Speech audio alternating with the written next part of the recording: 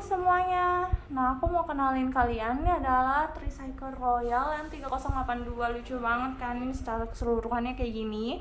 Dia itu utamanya adalah burung ini, lucu banget. Dia ada lampu dan musiknya, kalian tinggal pencet dan masukin baterai aja. Terus ini hand gripnya, ada keranjang depannya yang lucu. Terus di sini rodanya itu roda ban karet ya guys, walaupun nggak tebel.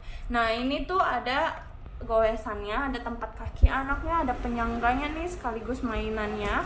Terus dia ada joknya. Nah, joknya ini jok plastik ya guys, jadi nggak empuk. Nah, terus di sini itu tudungnya tuh tudung lebar. Jadi itu kalau benefitnya ini tuh tudungnya lebar. Terus di sini juga ada keranjangnya, keranjang belakangnya lumayan gede. Terus ada pendorongannya. Nah, dorongannya ini itu nyambung dengan setir ini ya guys. Jadi kalian sebagai orang tua bisa dorong anak juga.